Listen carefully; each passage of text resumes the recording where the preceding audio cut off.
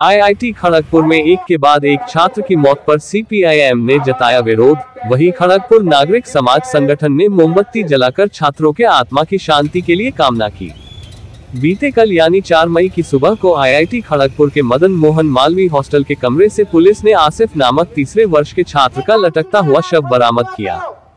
बिहार निवासी आसिफ की मौत के बाद आईआईटी में पढ़ने वाले छात्रों के माता पिता एक तरह की चिंता से ग्रसित हैं। अगर निरी की बात करें तो पिछले 4 महीनों में आईआईटी खड़गपुर में 3 और पिछले 15 दिनों में 2 छात्रों की अप्राकृतिक मौत हो चुकी है। आईआईटी खड़गपुर में ऐसी घटनाएं बार बार क्यों हो रही हैं, इस पर सवाल उठ रहे हैं। और इसी बीच आज शाम वाम मोर्चा के नेतृत्व और कार्यकर्ताओं ने आईआईटी खड़गपुर के मुख्य द्वार पर धरना और विरोध कार्यक्रम आयोजित किया। उनका दावा है कि पिछले कुछ सालों में आईआईटी खड़गपुर में औसतन 3 से 4 छात्रों की मौत हो रही है।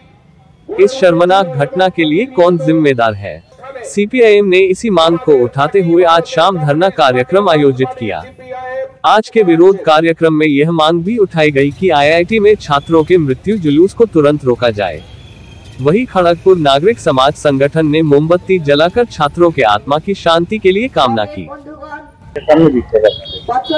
আপনারা তো জানেন ইতিমধ্যে যে লাস্ট 4 মাস জানুয়ারি থেকে এপ্রিল এই মে মাসের প্রথম দিকে হলো 3 জন হলো ছাত্রছাত্রীর অস্বাভাবিক মৃত্যু হয়েছে।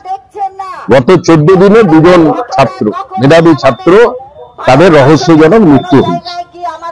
2022 সালে ফাইজা নামেদের যে মৃত্যু হয়েছে আমরা প্রথমে ভেবেছিলাম এটা সুসাইড, পরবর্তীকালে কোর্ট ইন্টারভেন করে সেটা প্রমাণিত হয়েছে যে তার উপরে র্যাগিং করে তাকে শুট আউট করা হয়েছে, কানের পিছনে তার গুলি রয়ে পাওয়া।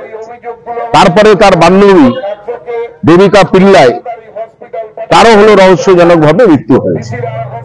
যদি হিসাব রাখেন তাহলে আইআইটিতে প্রত্যেক বছর গড়ে 2-3 জন হলো মেধাবী ছাত্রছাত্রীর মৃত্যু হচ্ছে।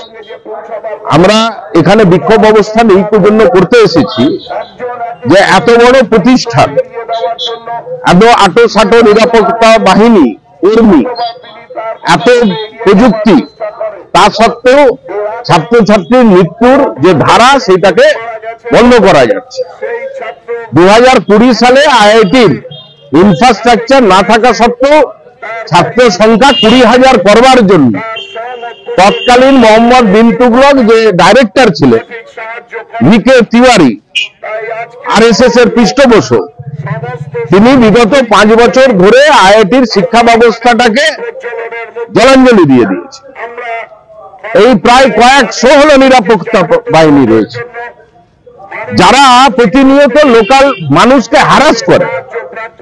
যারা শ্রমজীবী মানুষ আইআইটির বুকে কাজ করে 5টার সময় যখন বাড়ি যায় তাদের হলো ব্যাগ টেনে দেখে যে কি আছে না আছে, কিন্তু যে হাজার হাজার ছাত্রছাত্রী যারা আইআইটির হলে রয়েছে তাদের নিরাপত্তার জন্য তাদের কোনো ডিউটি অ্যালটমেন্ট নেই।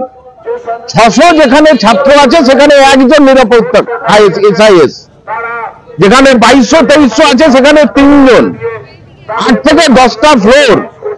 ছাত্রছাত্রীদের মানসিক অবস্থা উন্নয়ন করবার জন্য বড় বড় অক্ষরে কাউন্সিলিং ব্যবস্থা থাকা সত্ত্বেও সেটা কাজ করে না। এবং এখানে আইআইটির ভিতরে নানা রকম অসাংবিধানিক কাজের সঙ্গে যুক্ত হয়ে যাচ্ছে। এরকম একটা কঠিন ভয়াবহ পরিস্থিতিতে আমরা ইতিমধ্যে আজকে আইআইটি ডাইরেক্টর, তিনি আবার স্থায়ী নন, পার্মানেন্ট নয়, অস্থায়ী, এরোপ্লেন হাওয়াই জাহাজ করে একাধিক ইনস্টিটিউশনে ডাইরেক্টরশিপ করেন।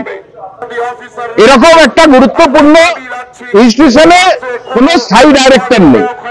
আমরা তার অ্যাপয়েন্টমেন্ট চেয়েছি, রেজিস্ট্রার সাহেবের কাছে আমরা অ্যাপয়েন্টমেন্ট চেয়েছি যে অবিলম্বে এই মৃত্যু মিছিল বন্ধ করতে হবে। যারা যদি ছাত্রছাত্রীর মানসিক অবস্থার যদি ঠিক না থাকে উপযুক্ত ভাবে কাউন্সেলিং করতে হবে। আর অন্য কোনো কারণে যদি অস্বাভাবিক মৃত্যু হয় তাহলে তার উপযুক্ত ব্যবস্থা নিতে হবে। সেই দাবিতেই হলো আজকের আমরা এখানে উপস্থিত হয়েছি। আমরা ভারতের কমিউনিস্ট পার্টি, মার্ক্সবাদী সিপিআইএম খড়গপুর শহর দক্ষিণ এরিয়া কমিটির পক্ষ থেকে এই অবস্থান বিক্ষোভ চালাচ্ছি। আমার নাম অমিতাভ দাস, আমি সিপিআইএম এর জেলা কমিটির সদস্য এবং খড়গপুর শহর দক্ষিণ এরিয়া কমিটির সম্পাদক।